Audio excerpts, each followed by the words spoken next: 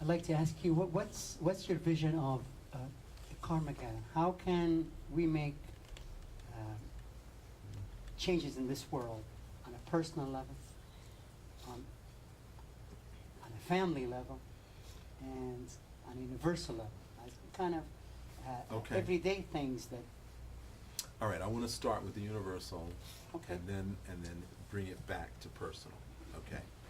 This world is run on 15th century ideas and ideals. The 15th century ideal is to exploit.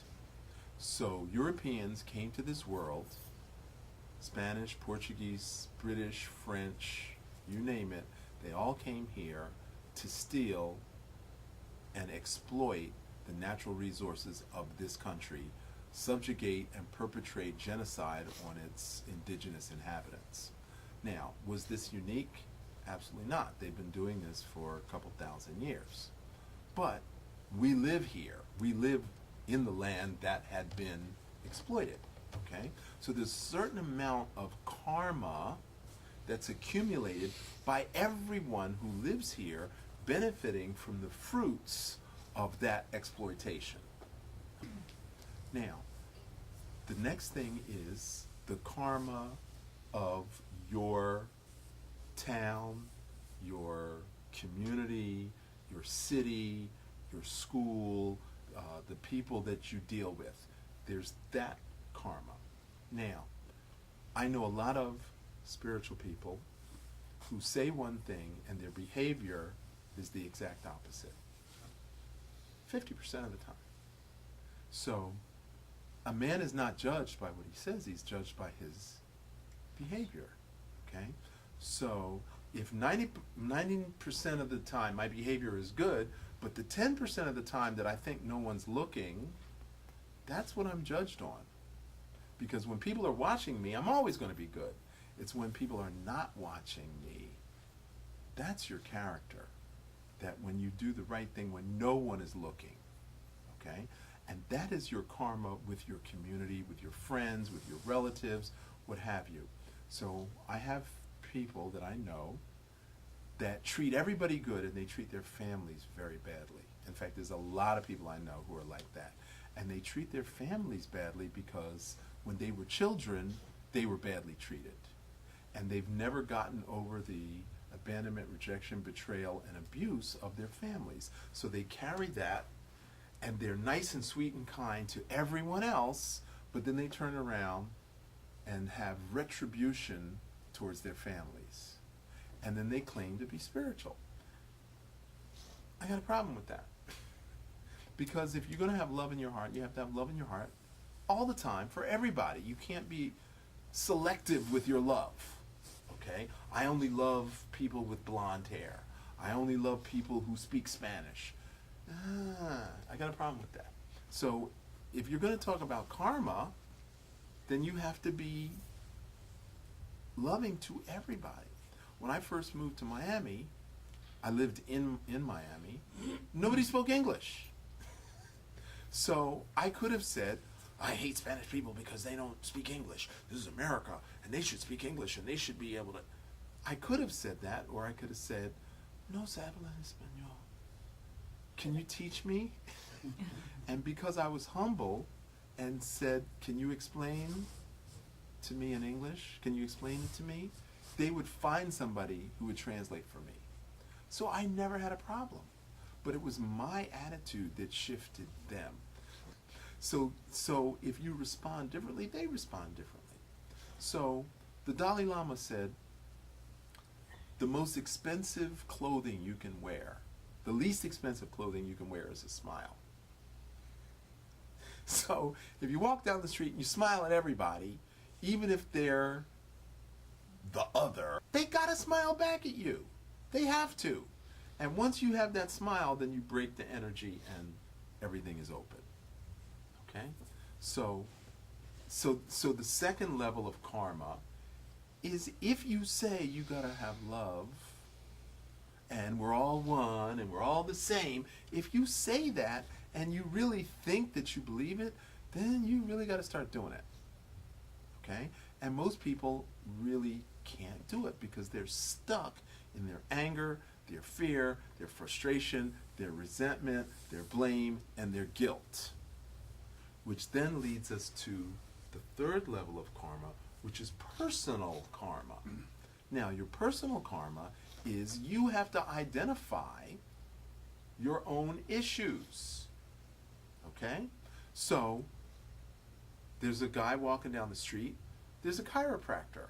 Chiropractor says, "Excuse me, sir, I noticed your posture is a little off. Why don't you stand over here and I'll evaluate your posture and then we can tell you what's going on with your health." I'm not a chiropractor. And the guy's like, "I know what my posture is. No, thank you." And his wife is like, honey, why don't you get evaluated? He's not going to, like, make you get an adjustment. "I don't want to know." Well, his whole negativity was so apparent, he rebuffed the poor chiropractor who's just trying to show people that your posture affects your function. Structure determines function.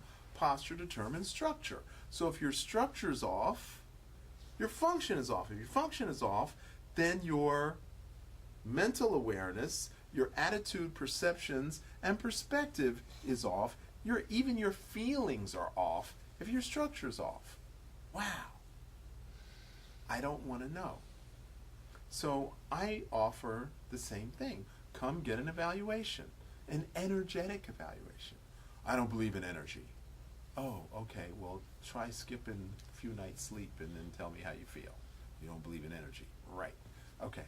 So when people use ignorance as a barrier to knowledge, can you help them? If people are in denial, you can't help people that are in denial.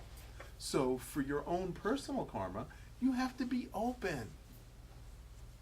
That's the whole issue.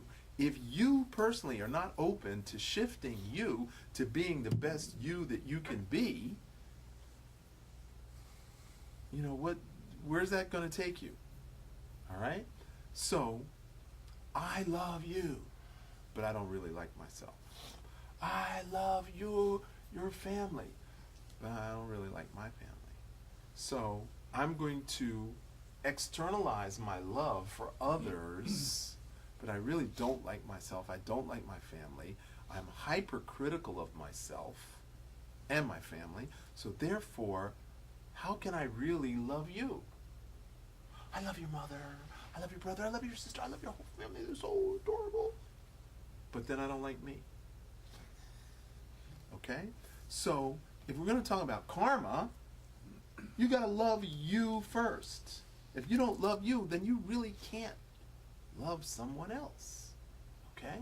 So there's some book somewhere that said, "Love thy neighbor as thyself." And then later on in that same book it says, "Love your enemies." Now let's see. I hate myself, so I'm going to hate my enemies. And I hate myself, so I'm going to hate my neighbor too. Yeah, that makes sense.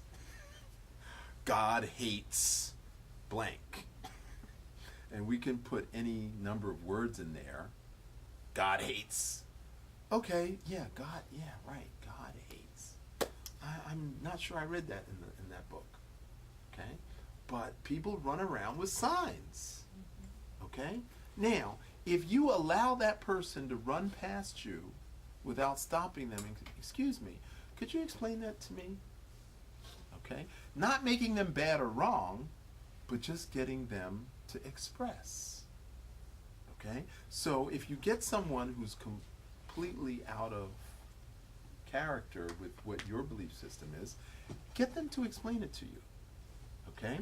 And be open and be loving, and then that will shift them. Okay?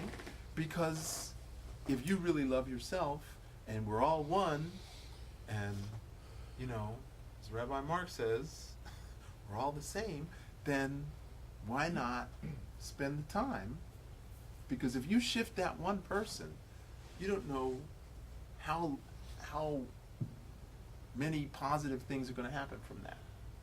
So one day, I'm walking down the street with my spiritual teacher, and we were in a deep discussion. And this drunk comes along and asks for money. So I was like, get out of the way. And my spiritual teacher stopped and sat down on the curb and proceeded to have discourse with this drunk. And I was annoyed. I was appalled. How could he disrespect me to go talk to a drunk? And I carried this agitation. And then, I don't know how long it was, 10, 15 minutes he talked to him. And then I said, why did you do that? And he said, why did you do that? He said, I was talking to myself in a past life.